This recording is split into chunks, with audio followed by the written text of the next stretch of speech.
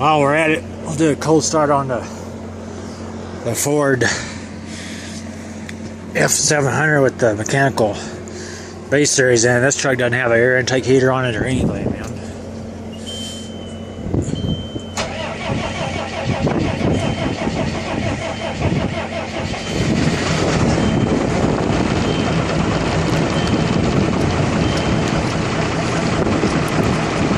.29 degrees, starts good. Got my hydraulic pump kicked in because I got to move the crane around. But as you can see, oh man, everything's frozen, man. Let's turn the heat on, man. Well, that's it for now, and God bless.